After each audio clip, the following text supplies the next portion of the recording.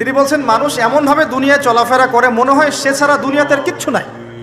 আমাদের চলাফেরা এমন না? দেখেন প্রত্যেকটা অঙ্গনেই, পলিটিক্যাল অঙ্গন, ইকোনমিক অঙ্গন, ধর্মীয় অঙ্গন। পলিটিক্যাল অঙ্গনে একজন নেতার চলাফেরা দেখলে মনে হচ্ছে সে ছাড়া কিছুই নাই দুনিয়াতে। যারা অর্থনৈতিক জীবনে নেতৃত্ব দিচ্ছেন তাদের কাছে মনে হচ্ছে আমরা ছাড়া দুনিয়ার ইকোনমির মধ্যে আর কিছুই নাই। আমরা যারা ধর্মতাত্ত্বিকভাবে চলাফেরা করি মনে হয় যে এই হুজুর ছাড়া আর কিছুই নাই দুনিয়াতে। আমার চেয়ে বড় শায়ক আর কে আছে, আমার চেয়ে বড় আর আলেম আর মুফাসসির কে আছে? সমস্যা সবার ভিতরে, শুধু এক শ্রেণীর মানুষকে আপনি টার্গেট করে আঘাত করে কথা বলা যাবে না। দেখতে হবে দূরদর্শিতার সাথে, সমস্যা সবার ভিতরে।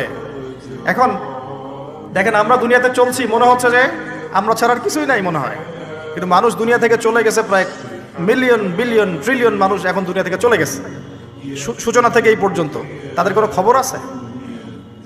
কাদের খবর আছে? যারা এই দুনিয়াতে থাকাকালীন এমন কিছু করে গিয়েছিল যার ফলশ্রুতিতে আল্লাহ পাক তাদেরকে চিরস্মরণীয় করে রেখেছে। আমরা কি আবু বকর সিদ্দিকের নাম শুনে নেই? তার কৃতিত্ব মর্যাদা কি কমে গেছে না বেড়েছে? উমর ইবনুল খাত্তাবের নাম শুনি নাই? পৃথিবীর শেষ পর্যন্ত তার মর্যাদা কি কমে যাবে? উসমান বিন আফফানের নাম শুনেছেন? তার কথা কি আমরা আলোচনা করি না সম্মানের সাথে? আলী রাদিয়াল্লাহু আনহুর কথা বললাম, তার কথা কি আমরা সম্মানের সাথে আলোচনা করি না?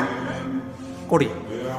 তার মানে আমরা আমাদের কীর্তি দিয়ে, ভালো কিছু কাজ দিয়ে এই দুনিয়াতেও অমর থাকতে পারি, আল্লাহর কাছেও সম্মান পেতে পারি। এটাই কি আমাদের জীবনের উদ্দেশ্য হওয়া উচিত না? ভাবতে হবে কিনা?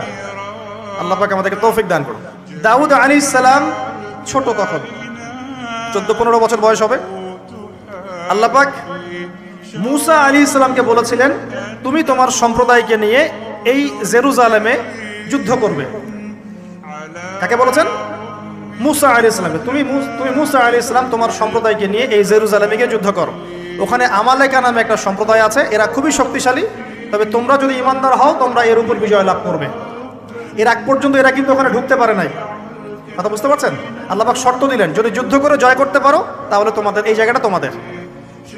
তো মূসা আলাইহিস সালাম বললেন তার কওমকে চলো যুদ্ধ করি। তো মূসা আলাইহিস সালামের কওম বলছে ইযহাব আনতা ওয়া রাব্বুকা ফাকাতিলা ওয়া ইন্না হাহুনা কাঈদুন। এই মূসা তুমি যাও আর তোমার রব গিয়ে যুদ্ধ করো, আমরা এখানে বসে থাকলাম। কথা কি বুঝতে পারেন নাই? মানে এরা কোন কওম? ওই যে ফেরাউনকে ডুবে মরতে দেখেও বিশ্বাস করে না, বাছুর পূজা শুরু করে। আল্লাহ পাক একটার পর একটা নিদর্শন দেখান, তাও অস্বীকার করে। তাওরাত নিতে গিয়েছেন মূসা আলাইহিস সালাম, এসে দেখেন তারা বাছুর পূজা শুরু করেছে। মান্না সালোয়া আল্লাহ দিচ্ছেন, তাও অস্বীকার করে। মৃত থেকে জীবিত করেন, তাও অস্বীকার করে। শেষমেশ বলে বসলো যে ইয়া মূসা লান নুমিনা লাকা হাত্তা নারাল্লাহ জাহরা। হে মূসা আমরা তোমার